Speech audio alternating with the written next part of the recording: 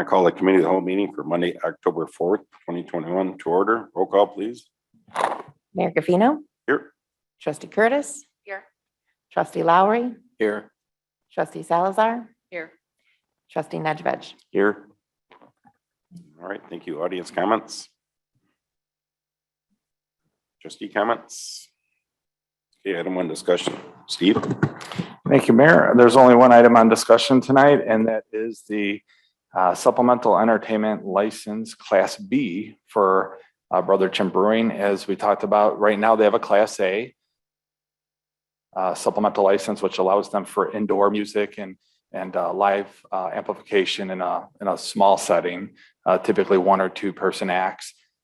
To go to a supplemental B where you want to have, let's say, bands or live entertainment that's like comedians, anything that's of a bigger crowd or a bigger act, bigger amplification, that requires a Class B license. So this, in our liquor code, the first year that someone applies for a Class Supplemental B, the board gets to weigh in. And primarily the reason for that is because with live music and whatnot, there might be neighbor complaints depending on if it's close to home or, traffic concerns with crowds, things like that. So what we have in your packet tonight is actually a aerial map that shows you the location. It's 1057 and 1059 Orchard is the location.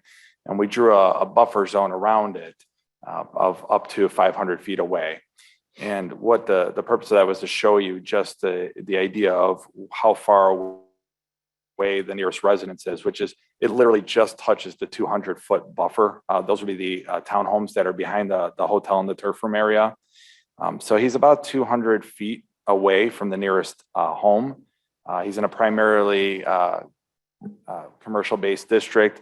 To the north, obviously, is Orchard Road, so there's nobody to the north of it. He's indicated that he would like to have about 1 to 2 events a week. He's already having some of those same types of events now. He just feels that he, being the owner, Steve Newman, who's in the crowd tonight, feels that it gives him flexibility should he want to have a few more live acts of larger size. I kind of liken it to someone who opens up a restaurant with a Class C license for beer and wine only, but then decides they may want a Class A or B full liquor license because it gives them more options.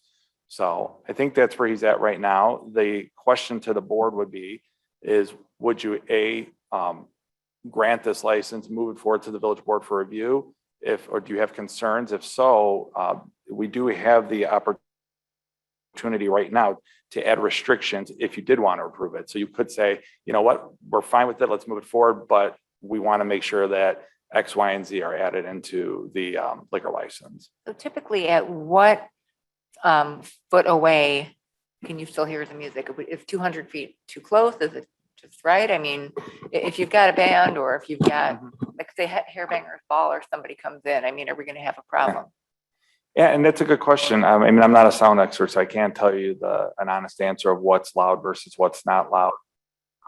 I could tell you that 200 feet is a little further away than maybe some places where we have restaurants that back up immediately to residential neighborhoods, where homes back up to strip centers and whatnot that have restaurants in them. So there's at least a buffer. And there's still a 10 o'clock curfew on this? No, and that's the thing. So technically there's no curfew. It goes with the liquor license. So what you would want to do, that's why I said the first year, especially it goes to the board, you have the ability to put some restrictions on a license if you think it's going to go too late, if you don't want music past a certain time. The thing is, and it's not that you still can't hear music indoors, but it is indoors. This is not part of the supplemental outside license. This is for indoor entertainment, essentially. I'm fine with it because, I mean, if you've ever been to places that have music, like for example, Even Flow in Geneva, you can walk across the street and you don't hear the band. So I don't think at 200 square feet, 200 feet away that we would have that much of an issue. However, could we put something in there saying if we do get complaints, then we will have to revisit? Yeah, and I'm not, that's a question. Kevin, do we even need to have something in there if it becomes a problem? Can we revisit the liquor license somewhat if it's just noise issues? Yeah, so once your liquor license is granted, there is some property interest in that liquor license. I would think that you would want to build a condition into it that might allow review as part of the approval. And maybe it doesn't have to be indefinitely. Maybe it's over the course of the first year or something. If there's complaints, then we might have to review it. Perhaps, I don't know. I'm just. There is a noise ordinance, is there not, that they can't make a certain amount of noise after a certain amount of time at night? There is, but the noise ordinance, if you're actually following it to the letter of the law, you're talking about what's considered to be an actual, what's the word I'm looking for? Nuisance. Nuisance.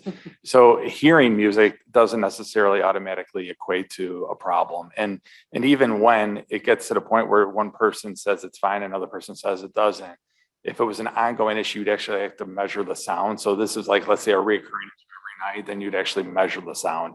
But with bands, they come and go depending on the act. So, I know that Steve has indicated that he doesn't want to have the acts go past 10, which is our normal noise ordinance. I think Kevin putting, even if it's not a real condition, it's just kind of a semi-condition, if you will, that says that the village board reserves the right to re-look at this throughout the year if something like this happens. We actually have an SEB license with Blue Agave. And at one point during that license, we felt that it fell out of the restrictions that were on it because there were some restrictions. And that's what brought a further conversation back to the village board. So by having a caveat on there that says something like, in the event of resident complaints or noise complaints or something like that, we could always reserve the right to reopen it. I think we should have that on there. Okay.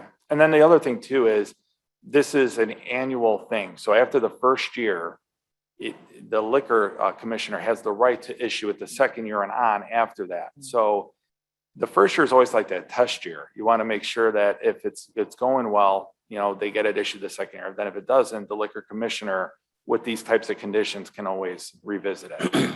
Steve, Yeah.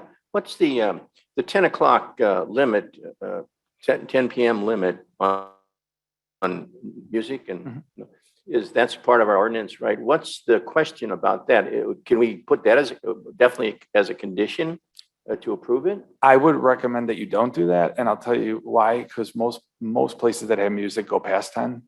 So I think on a Friday, Saturday night, not that he's not actually even talking about going past 10, but the other place that has this license, the issue was they wanted to show compliance by saying we can be done by 10 o'clock. And then what was happening is it was going beyond 10 o'clock. And so I think when you put restrictions on there that are too tight, it makes it really hard. And then what's going to happen is if there's that one time that someone wants to go to like 10:30 or 11, they have to go back to the board to get that approval. Well, but he put that in his own request that he would stop at 10. So I thought it'd be logical just to hold him to that. And Trustee Lowry, I think that it's a valid point. The other business, they were the ones who also established the restriction. And that's why we thought it was okay to put in. And then they ended up violating their own restriction they put on. So I think to help the businesses, I think you're better off looking at it in a way where if you don't think going past 10 is an issue, don't limit it. Let the business go past a little later. If you think midnight's the issue, then just set it at midnight. Well, I was just thinking during the week, weekends. Sure. Are different. So, I mean, I'm fine with it. I think that it's not that close. I've been over in that area many times. And if you have a year to sort of see what's going to happen and there is a problem, then after that year, then we can make some sort of change. But you said the liquor license is tied, it's one and the same. So if the liquor license allows them to go to 2 a.m. or whatever it is, then that's their ability to have a band. Correct, because it's right? a supplemental license to their original license.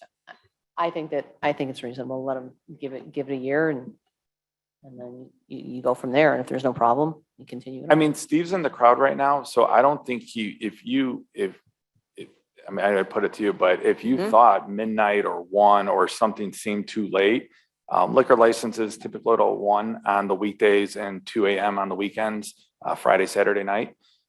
So I mean, if you thought that that was too late, you can always put a caveat on that says it can't go past midnight, but I'd leave that up to you. Otherwise, you just leave it open-ended and we deal with it as is.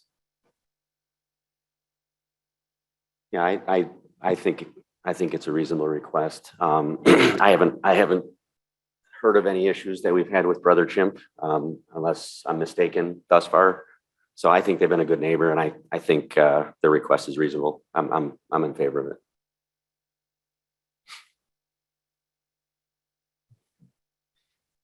Okay, that's pretty easy. So what I do now is that I'll just go on the next agenda for approval.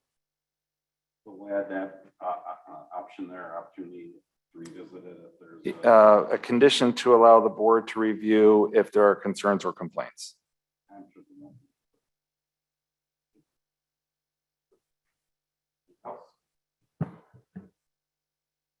Motion adjourn. Motion to adjourn. Second. All in favor, say aye. Aye. Opposed? Same. Thank you, everybody. Have a good night.